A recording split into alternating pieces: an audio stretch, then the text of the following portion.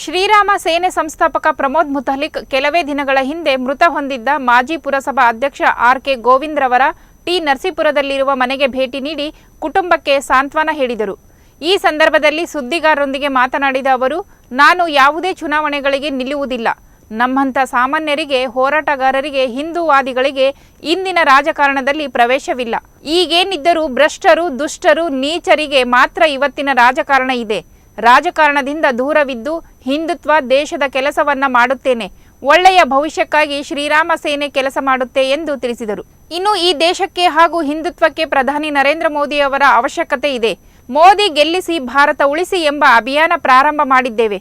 ಎಲ್ಲಾ ಲೋಕಸಭಾ ಕ್ಷೇತ್ರಗಳಲ್ಲೂ ಈ ಅಭಿಯಾನ ನಡೆಯಲಿದೆ ಎಂದು ತಿಳಿಸಿದರು.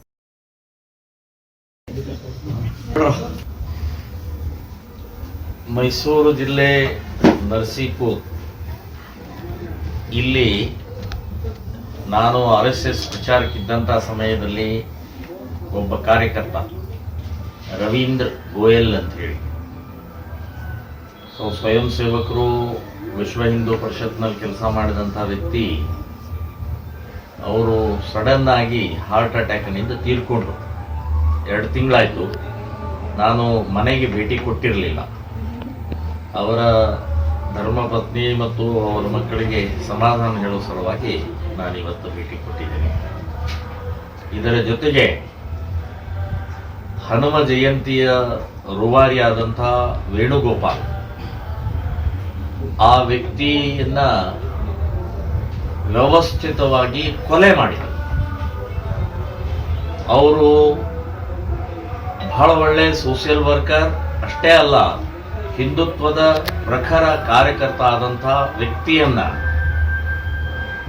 ಒಂದು ಕಿಡಿಗೇಡಿಗಳು, ಹಿಂದೂ ವಿರೋಧಿಗಳು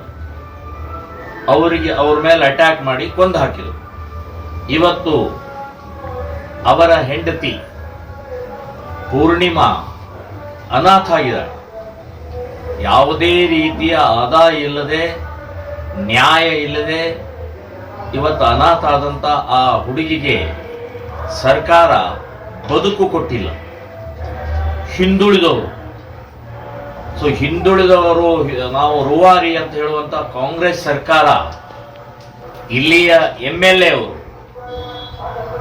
ಒಂದು ಚೂರು ಸ್ಪಂದಿಸದೆ, ಅವರು ಯಾವುದೇ ರೀತಿಯ ಹಣದ ಸಹಕಾರ ಕೊಡದೆ, ಆಧಾರಕ್ಕೇನೂ ಕೂಡ ಏನು ಮಾಡದೆ, ನಿರಾಧಾರವಾಗಿ ಅನಾಥವಾಗಿ ಮಾಡಿದ್ದ ಈ ಸರ್ಕಾರಕ್ಕೆ ನಾನು ಖಂಡಿಸ್ತಾ ಇದ್ದೀನಿ, ವಿರೋಧಿಸ್ತಾ ಇದ್ದೀನಿ.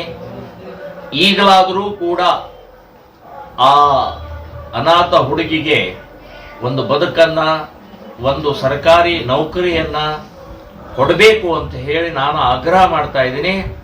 ಮುಂದಿನ ದಿನಗಳಲ್ಲಿ ನಾವು ಅವಳ ಪರವಾಗಿ ಹೋರಾಟವನ್ನು ಮಾಡಬೇಕಾಗತ್ತೆ ಅನ್ನುವಂಥ ಎಚ್ಚರಿಕೆ ಕೂಡ ನಾನು ಕೊಡ್ತಾ ಇದ್ದೀನಿ.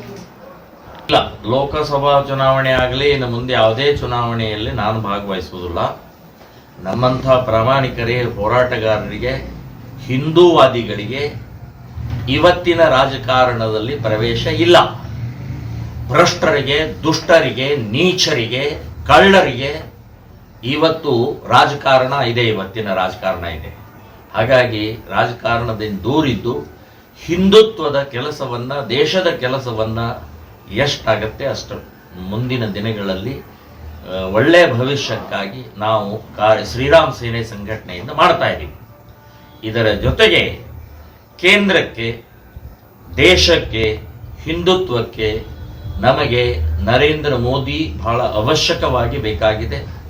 ಅಂಥ ವ್ಯಕ್ತಿತ್ವ, ಅಂಥ ನಾಯಕತ್ವ ನಮಗೆ ಬೇಕಾಗಿದ್ದರಿಂದ ಶ್ರೀರಾಮ್ ಸೇನೆ ಸಂಘಟನೆಯಿಂದ ಮೋದಿ ಗೆಲ್ಲಿಸಿ ಭಾರತ ಉಳಿಸಿ ಅನ್ನುವಂಥ ಅಭಿಯಾನವನ್ನ ನಾವು ಪ್ರಾರಂಭ ಮಾಡಿದ್ದೀವಿ. ಈಗಾಗಲೇ 5-6 ಕಡೆಗೆ ಇಡೀ ರಾಜ್ಯದಲ್ಲಿ ಕಾರ್ಯಕ್ರಮವನ್ನು ಮಾಡಿದ್ದೀವಿ. ಎಲ್ಲ ಲೋಕಸಭಾ ಕ್ಷೇತ್ರದಲ್ಲೂ ಇದೊಂದು ಕಾರ್ಯಕ್ರಮವನ್ನು ಮಾಡುವಂಥ ನಿರ್ಧಾರವನ್ನು ಮಾಡಿದ್ದೀವಿ.